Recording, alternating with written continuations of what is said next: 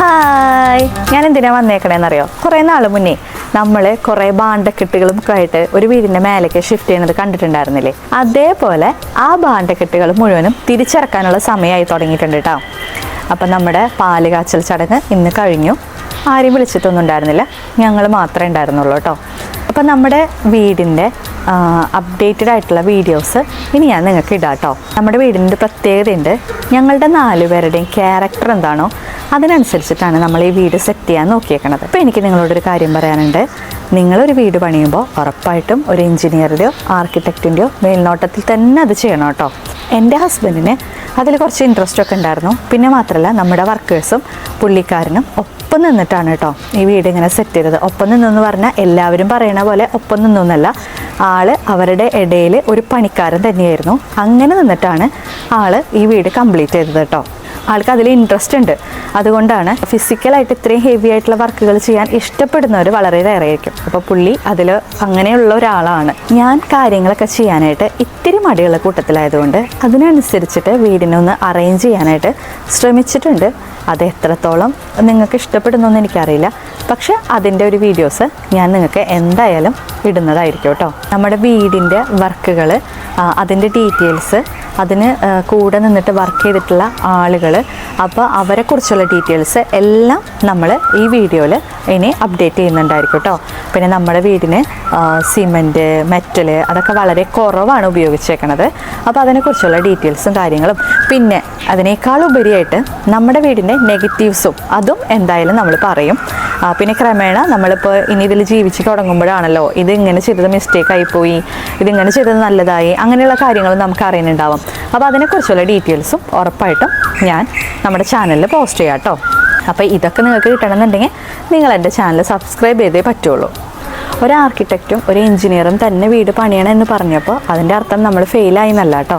പക്ഷേ എല്ലാവർക്കും അത് സാധിച്ചില്ലെങ്കിലോ എന്ന് വിചാരിച്ചുകൊണ്ട് പറഞ്ഞതാണ്. നമ്മൾ 5 or 6 കാര്യങ്ങൾ ചെയ്യുമ്പോഴാണല്ലോ അതിൽ നിന്ന് കൂടുതൽ കാര്യങ്ങൾ നമ്മൾ പഠിക്കുക. എന്തൊക്കെ പറഞ്ഞാലും അവരുടെ ഒരു എക്സ്പീരിയൻസ് വേറെ ആയിരിക്കും. പിന്നെ നമ്മുടെ വീടായതുകൊണ്ട് എന്തൊക്കെ കാര്യങ്ങൾ മിസ്സിങ് വന്നു കഴിഞ്ഞാലും അത് നമ്മൾ ബാലൻസ് ചെയ്ത് പോവും. ഞങ്ങൾക്ക് കൃത്യമായ ധാരണയുണ്ടായിരുന്നു കേട്ടോ, ഒരു സ്പൂൺ വരെ എവിടെ വെക്കണം എന്ന്. വീടിൻ്റെ ഒരു ഫ്രെയിം എന്ന് പറഞ്ഞിട്ടുണ്ടെങ്കിൽ സത്യം പറഞ്ഞിട്ടുണ്ടെങ്കിൽ കോപ്പി ചെയ്തതാണ്. എൻ്റെ ഹസ്ബൻഡ് ബ്ലഡ് എടുക്കാൻ വേണ്ടിയിട്ട് ഒരു വീട്ടിൽ പോയി. അവിടെ ചെന്നപ്പോഴാണ് ആ വീടിൻ്റെ ഡിസൈൻ അദ്ദേഹത്തിന് ഭയങ്കര ഇഷ്ടപ്പെട്ടത് കേട്ടോ. അപ്പോൾ അദ്ദേഹം പറഞ്ഞു, ഒരു ദിവസം നിന്നെയും കൂടെ കൊണ്ടുപോകാമെന്ന്. അങ്ങനെ ഞങ്ങൾ 2 പേരും കൂടെ പോയിട്ട് പുള്ളി പറഞ്ഞു എൻ്റെ അടുത്ത്, ആ വീടിൻ്റെ മോഡലിൽ നീ ഒരു പ്ലാൻ വരച്ചോ എന്ന് പറഞ്ഞു. അങ്ങനെയാണ് ചെയ്തത്. അപ്പോൾ ഞാനൊരു സിവിൽ എഞ്ചിനീയർ ആണെന്നൊന്ന് തെറ്റിദ്ധരിക്കരുത്. പ്ലാൻ വരയ്ക്കുക എന്നതുകൊണ്ട് അദ്ദേഹം ഉദ്ദേശിച്ചത് എന്താണെന്ന് വെച്ചാൽ നമുക്ക് ആവശ്യമുള്ളൊരു ഇത് ചെയ്യാന്നുള്ളത് മാത്രമാണ് കേട്ടോ. അങ്ങനെ ഞാൻ ആ വീട് കണ്ടിട്ട് അദ്ദേഹത്തിൻ്റെ ഇഷ്ടവും എൻ്റെ ആവശ്യങ്ങളും ഒക്കെ ചേർത്തിട്ടാണ് ഞങ്ങളൊരു ചെറിയ പ്ലാൻ സെറ്റ് ചെയ്തത്. എന്നിട്ട് അദ്ദേഹത്തിൻ്റെ ഒരു ഫ്രണ്ട് ഉണ്ടായിരുന്നു. അപ്പോൾ പുള്ളിയുടെ അടുത്ത് പോയിട്ട് നമ്മൾ പ്ലാൻ വരപ്പിക്കുകയാണ് ചെയ്തത്. അപ്പോൾ പുള്ളി നല്ല രീതിക്ക് ആ പ്ലാൻ ഡിസൈൻ ചെയ്ത് തന്നു കേട്ടോ. അപ്പോൾ നമ്മൾ എന്ത് ചെയ്തു എന്ന് വെച്ചാൽ ആ പ്ലാൻ വരച്ചതിന് മാത്രമുള്ളൊരു ഫണ്ട് കൊടുത്തു. ബാക്കി കാര്യങ്ങൾ ചെയ്യുന്നതിന് എക്സ്ട്രാ കാശായിരുന്നു.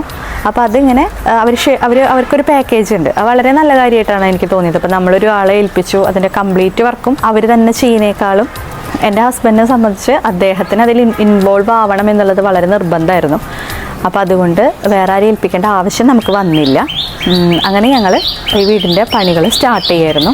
നമ്മൾ താമസാക്കുമ്പോൾ നമുക്ക് തോന്നും, അയ്യോ ഇവിടെ ഈ സാധനമാണ് വേണ്ടിയിരുന്നത്, ഇവിടെ ഇന്ന പോലെ വെക്കുകയായിരുന്നു നല്ലത്, അങ്ങനെ കുറേ ഓപ്ഷൻസ് നമുക്ക് വരുമല്ലോ. അപ്പോൾ എല്ലാം നമ്മൾ അങ്ങോട്ട് അറേഞ്ച് ചെയ്തിട്ടില്ല. ഇനിയും നമുക്ക് ഒരുപാട് ഓപ്ഷൻസ് ഉണ്ട്. അപ്പോൾ പിന്നെ ഒരുപാട് സാധനങ്ങൾ അങ്ങോട്ട് വാങ്ങിച്ച് വെക്കാനും നമ്മൾ ഉദ്ദേശിക്കുന്നില്ല. കാരണം മടിയുടെ ചെറിയൊരു അസ്കിതയുണ്ട്. അപ്പോൾ അത് ക്ലീൻ ചെയ്യുക എന്ന് പറയുന്നത് ചെറിയ കാര്യമല്ലാത്തത് കൊണ്ടും താമസിച്ചുകൊണ്ട് നമുക്ക് എന്താണോ ആവശ്യം അതിനനുസരിച്ച് ചെയ്യാമെന്നാണ് വിചാരിച്ചേക്കണം കേട്ടോ. അപ്പോൾ ഓരോ കാര്യങ്ങളും ഞാൻ നിങ്ങൾക്ക് അപ്ഡേറ്റ് ചെയ്തുകൊണ്ടിരിക്കാൻ ശ്രമിക്കാം. പിന്നെ ഈ ക്ലീനിങ്ങിൻ്റെ കാര്യം പറഞ്ഞാലേ എല്ലാവരും ഒരുപോലെ അല്ല കേട്ടോ. ചിലർ വളരെ വൃത്തിയായിട്ട് നീറ്റായിട്ട് വീട് സൂക്ഷിക്കുന്ന ആൾക്കാരും ഉണ്ട് കേട്ടോ.